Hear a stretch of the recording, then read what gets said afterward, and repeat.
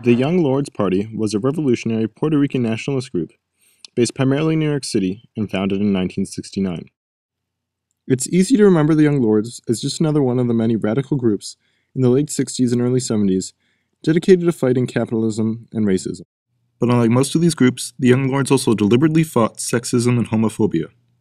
And from the records of their activism, it becomes clear that the Young Lords had a nuanced understanding of the interconnected systems of oppression and tried to create an organization that reflected this understanding. We see this when we focus on two party members. First, Denise Oliver, the first woman on the Central Committee, and second, Pablo Yoruba Guzman, the Minister of Information. Oliver recognized how powerful sexism was in society.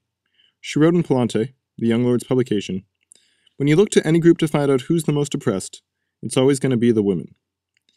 And because of sexism's strong presence in society, it inevitably had a presence in the Young Lords. She wrote, "There is still male chauvinism in the party. It's a difficult struggle for a man to liberate himself after 23 or 24 or 25 years of being a macho. But it wasn't just men who were the problem.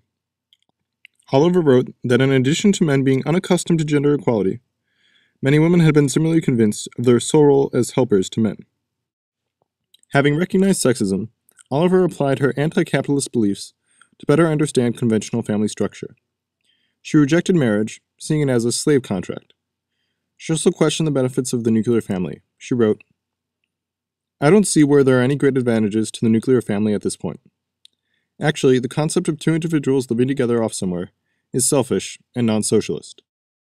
The Young Lords also brought homophobia into their understanding of oppression. Pablo Yoruba Guzman described in Palante how homophobia was an even more powerful force than sexism. He wrote, "We found out it's a lot quicker for people to accept the fact that sisters should be in front of the struggle than saying that we're going to have gay people in the party." Oliver and Guzman didn't just write about the interconnectedness of oppression in Palante. They actually put these ideas into practice within the party. Soon after the Young Lords in New York was created, women members formed a women's caucus. Oliver, having seen the submissive role women played in the Black Panthers, soon took further action to change the party.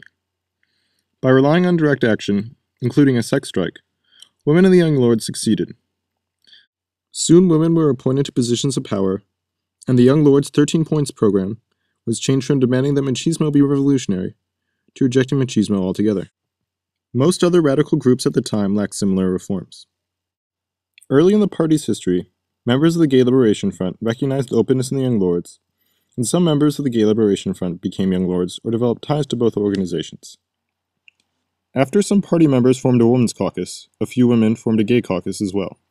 Despite these successes, most of the Young Lords remained hostile or apathetic to gay activism. Some members openly derided homosexuality, and most of the ones who didn't kept silent. But if we consider how pernicious homophobia was in the US around 1970, we can appreciate how it's significant that the Young Lords considered homophobia at all.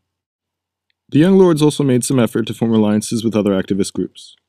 For instance, the Young Lords also attended the Revolutionary People's Constitutional Convention in 1970, which was intended to encourage activist groups to look beyond their own specific oppression.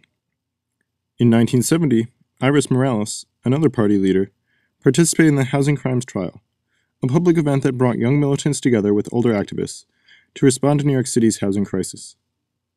These efforts to form alliances with other activist groups, while limited, also reinforced their multifaceted understanding of oppression. Exactly how we're going to respond to the killings of our people. We're not going to sit by and allow more Julios, right, and allow more Carmen Rodriguez abortion deaths. We have to begin to stand up as a people, the Puerto Rican people. The Young Lords believed that to really liberate a community, defeating poverty, racism, sexism, or homophobia was not enough.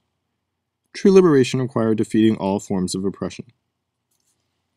The battles the Young Lords fought 40 years ago are still being fought today. Perhaps those who have taken up the Young Lords' battles need to consider this view of oppression, and not just because it sounds good. Rather, this view has great potential for broad alliances and widespread liberation, and may be critical to their success. There's been trouble, and there's going to be more trouble. We're going to continue to have more trouble. You see, people are learning to struggle together. People are learning to fight together. And I don't think that's trouble, I think that's self-defense, I think we're defending ourselves, I think the trouble has already come whenever...